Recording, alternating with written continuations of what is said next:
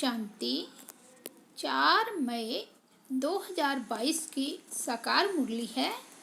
मीठे बच्चे, श्रीमत पर पवित्र बनो तो धर्मराज की सजाओं से छूट जाएंगे। हीरे जैसा बनना है तो ज्ञान अमृत पियो, विश्व को छोड़ो। आज का प्रश्न है, सतयुगी पद का सारा मदार किस बात पर है? उत्तर है पवित्रता पर। तुम्हें याद में रहे पवित्र जरूर बनना है। पवित्र बनने से ही सद्गति होगी। जो पवित्र नहीं बनते वे सजा खाकर अपने धर्म में चले जाते हैं। तुम भल घर में रहो परंतु किसी देहधारी को याद नहीं करो। पवित्र रहो तो ऊंच पद मिल जाएगा। गीत बजा है, तुम्हें पाके हमने जहान पा लिया। ओम शांति। शिव भगवानो वाच, और कोई को भी भगवान नहीं कहा जाता। एक निराकार परम पिता परमात्मा को ही शिव बाबा कहा जाता है। वह है सभी आत्माओं का बाप। पहले यह निश्चय होना चाहिए, हम शिव बाबा के बच्चे जरूर हैं। दुख के समय कहते हैं परमात्मा सहायता करो, रहम करो। यह भी नहीं जानते हैं कि हमारी आत्मा परमात्मा को याद करती है। अहम आत्मा का बाप वह है। इस समय सारी दुनिया है पतित आत्माओं की। गाते हैं हम नीच पापी हैं, आप संपूर्ण निर्विकारी हैं, परंतु फिर भी अपने को समझते नहीं हैं। बाप समझाते हैं कि जब तुम कहते हो भगवान बाप एक है तो तुम सब आपस में भाई भाई हो गए। फिर शरीर के नाते सब भाई बहन ठहरे। शिव बाबा के बच्चे फिर प्रजापिता ब्रह्मा के भी बच्चे ठहरे। यह तुम्हारा बेहद का बाप टीचर गुरु है। यह कहते हैं मैं तुमको पतित नहीं बनाता हूँ, मैं तो आया हूँ पावन बनाने। अगर मेरी मत पर चलेंगे तो यहाँ तो सब मनुष्य रावण मत पर हैं। सब में 5 विकार हैं। पाप कहते हैं बच्चे अब निर्विकारी बनो, श्रीमत पर चलो, परंतु विकारों को छोड़ते ही नहीं हैं तो स्वर्ग के मालिक बनते नहीं।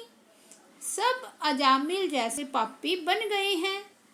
रावण संप्रदाय है, यह शोक वाटिका है, कितना दुखी है। बाप आकर फिर राम राज्य बनाते हैं तो तुम बच्चे जानते हो कि यह सच्चा युद्ध का मैदान है। गीता में भगवान कहते हैं काम महाशत्रु है, उन पर जीत पहनो, सो तो पहनते नहीं हैं। अभी बाप बैठ समझाते हैं, तुम्हारी आत्मा इन ऑर्गन्स द्वारा सुनती है फिर सुनाती है। एक्ट आत्मा करती है। हम आत्मा हैं, शरीर धारण कर पार्ट बजाते हैं, परंतु मनुष्य आत्म अभिमानी के बदले देह अभिमानी बन पड़े हैं।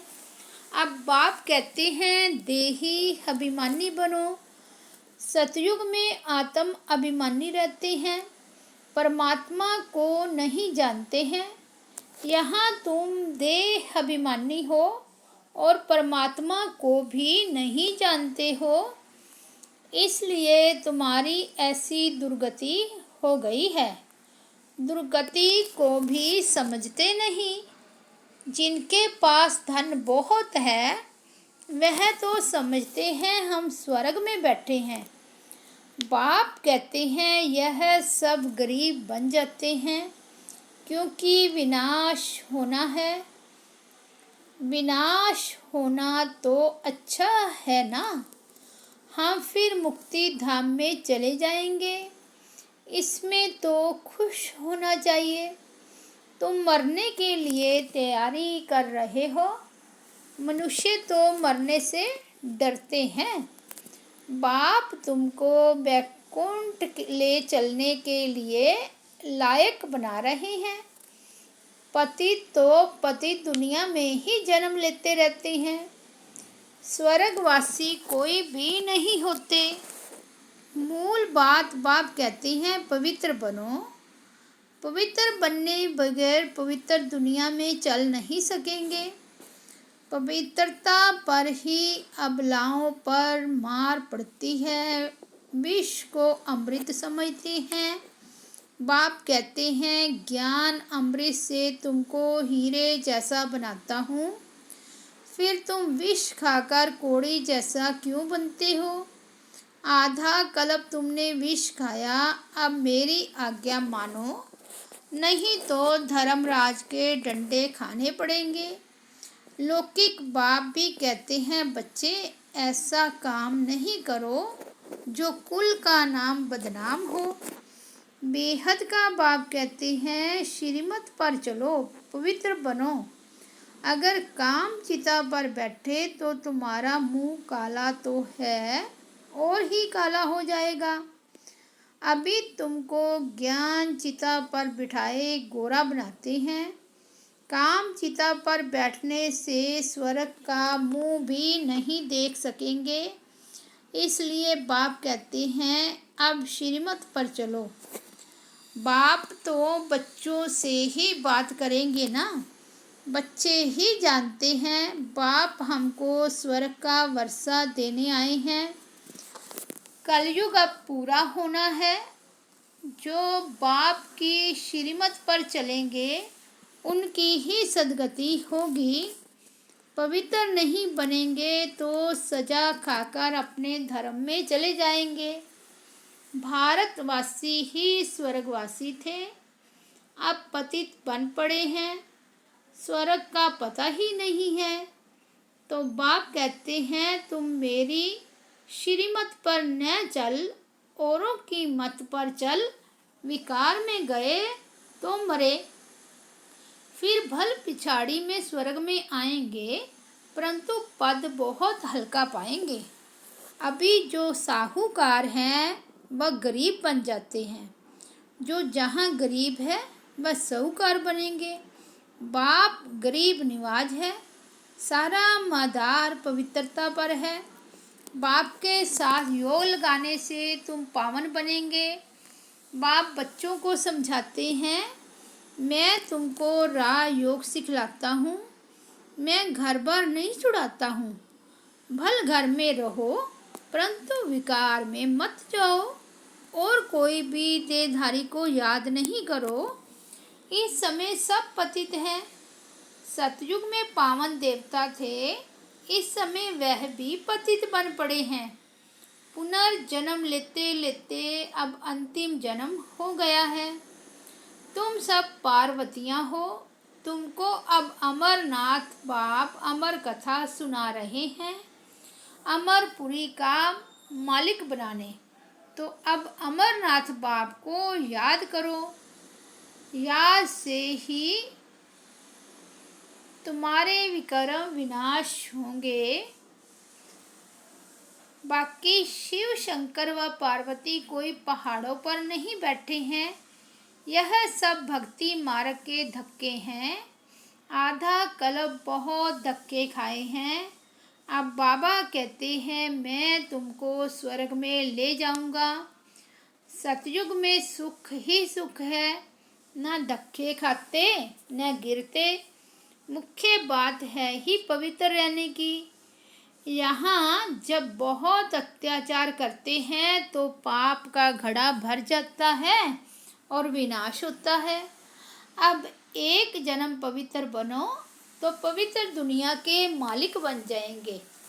अब जो श्रीमत पर चले, अगर कल्प पहले श्रीमत पर नहीं चले हैं तो अभी भी नहीं चलेंगे, न पद पाएंगे।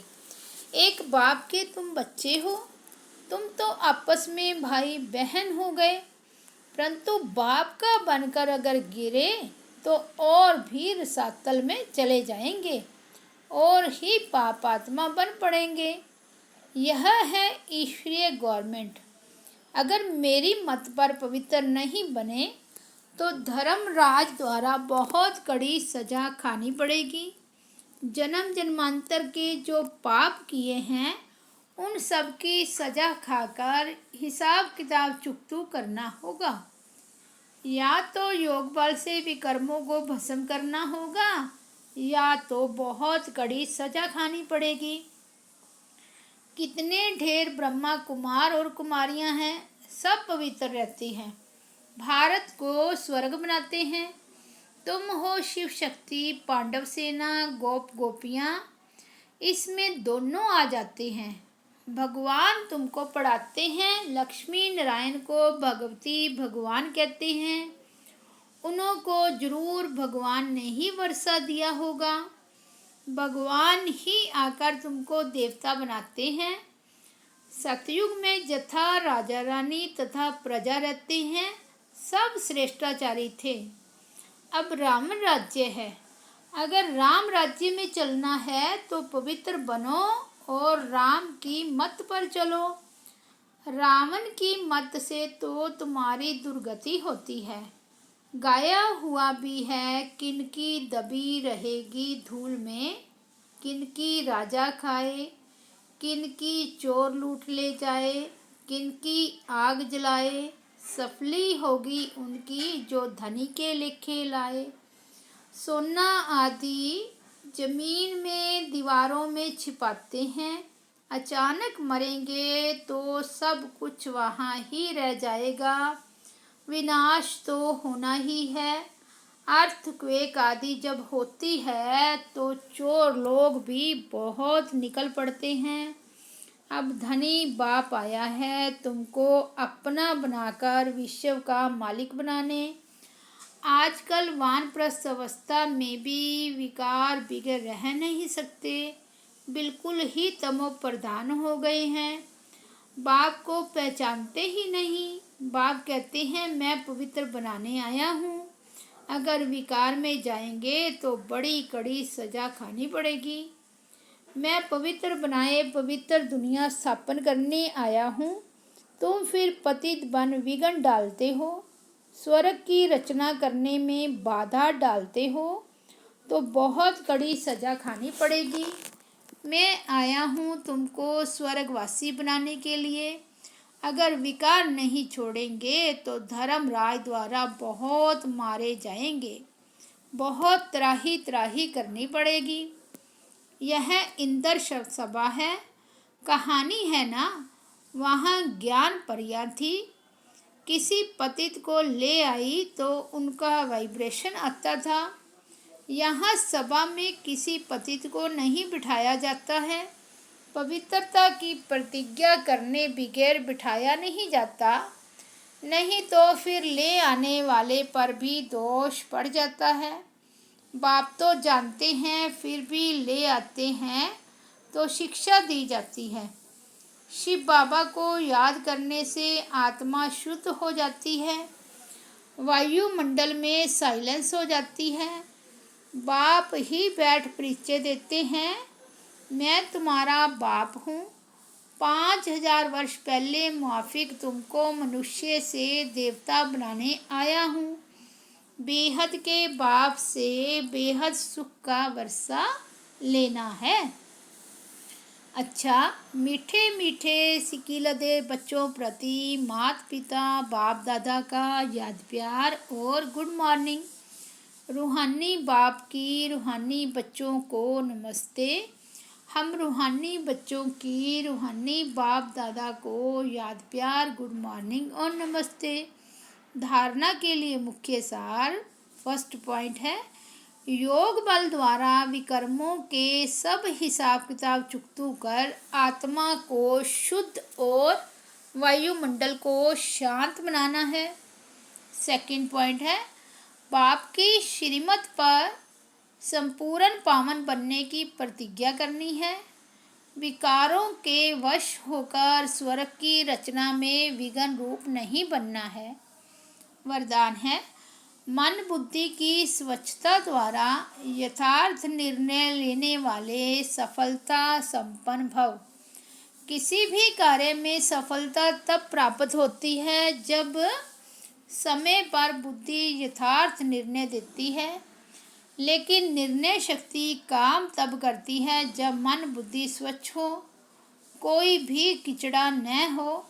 इसलिए योग अग्नि द्वारा किचड़े को खत्म कर बुद्धि को स्वच्छ बनाओ। किसी भी प्रकार की कमजोरी यह गंदगी है। जरा सा व्यर्थ संकल्प भी किचड़ा है।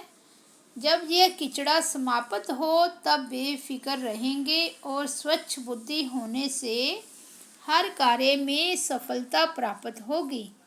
स्लोगन है, सदा श्रेष्ठ और शुद्ध संकल्प इमर्ज रहे तो व्यर्थ स्वतः मर्ज हो जाएंगे। मातेश्वरी जी के मधुर महावाक्य। इस कलयुगी संसार को असार संसार क्यों कहते हैं? क्योंकि इस दुनिया में कोई सार नहीं है। माना कोई भी वस्तु में वह ताकत अथवा सुख शांति पवित्रता नहीं है। इस सृष्टि पर कोई समय सुख शांति पवित्रता थी, अभी वह नहीं है, क्योंकि अभी हर एक में 5 भूतों की प्रवेशता है। इसलिए ही इस सृष्टि को भय का सागर अथवा कर्म बंधन का सागर कहते हैं। इसमें हर एक दुखी हो परमात्मा को पुकार रही है, परमात्मा हमको भव सागर से पार करो। इससे सिद्ध है कि जरूर कोई अभय अर्थात निर्भयता का भी संसार है जिसमें चलना चाहते हैं। इसलिए इस संसार को पाप का सागर कहते हैं, जिससे पार कर पुण्य आत्मा वाली दुनिया में चलना चाहते हैं। तो दुनियाएं 2 हैं, एक सतयुगी सार वाली दुनिया, दूसरी है कलयुगी असार की दुनिया। दोनों दुनियाएं इस सृष्टि पर होती हैं। मनुष्य कहते हैं, हे प्रभु, हमें इस भव सागर से पार ले चलो। उस पार का मतलब क्या है? लोग समझते हैं उस पार का मतलब है जन्म मरण के चक्कर में न आना, अर्थात मुक्त हो जाना। अब यह तो हुआ मनुष्यों का कहना, परंतु परमात्मा कहते हैं, बच्चों, सचमुच जहाँ सुख शांति है, दुख अशांति से दूर है, उस दुनिया में मैं तुमको ले चलता हूँ। जब तुम सुख चाहते हो तो जरूर वो इस जीवन में होना चाहिए। अब वो तो सतयुगी वैकुंठ के देवताओं की दुनिया थी, जहाँ सर्वदा सुखी जीवन थी। उन देवताओं को अमर कहते थे। अब अमर का भी कोई अर्थ नहीं है। ऐसे तो नहीं, देवताओं की आयु इतनी बड़ी थी जो कभी मरते नहीं थे। अब यह कहना उन्हों का रॉन्ग है, क्योंकि ऐसे है नहीं। उनकी आयु कोई सतयुग त्रेता तक नहीं चलती है, परंतु देवी देवताओं के जन्म सतयुग त्रेता में बहुत हुए हैं। 21 जन्म तो उन्होंने अच्छा राज्य चलाया है और फिर 63 जन्म द्वापर से कलयुग के अंत तक टोटल उन्हों के जन्म चढ़ती कला वाले 21 हुए और उतरती कला वाले 63 हुए। टोटल मनुष्य 84 जन्म लेते हैं। बाकी यह जो मनुष्य समझते हैं कि मनुष्य 84 लाख योनियां भोगते हैं, यह कहना भूल है। अगर मनुष्य अपनी योनि में सुख दुख दोनों पार्ट भोग सकते हैं, तो फिर जानवर योनि में भोगने की जरूरत ही क्या है? बाकी टोटल सृष्टि पर जानवर पशु पक्षी आदि 84 लाख योनियां हो सकती है, क्योंकि अनेक किस्म की पैदाइश है। लेकिन मनुष्य मनुष्य योनि में ही अपना पाप पुण्य भोग रहे हैं और जानवर अपनी योनियों में भोग रहे हैं। ना मनुष्य जानवर की योनि लेता, ना जानवर मनुष्य की योनि में आता है। मनुष्य को अपनी योनि में ही भोगनी पड़ती है, इसलिए उस मनुष्य जीवन में ही सुख दुख की महसूसता होती है। ऐसे ही जानवर को भी अपनी योनि में सुख दुख भोगना है, मगर उन्हों में यह बुद्धि नहीं है कि यह भोगना किस कर्म से हुई है। उन्हों की भोगना को भी मनुष्य फील करता है, क्योंकि मनुष्य है बुद्धिमान। बाकी ऐसे नहीं, मनुष्य कोई 84 लाख योनियां भोगते हैं। यह तो मनुष्यों को डराने के लिए कह देते हैं कि अगर गलत काम करोगे तो पशु योनि में जन्म मिलेगा। हम भी अभी इस संगम समय पर अपनी जीवन को पलटाए पाप आत्मा से पुण्य आत्मा बन रहे हैं। अच्छा, ओम शांति।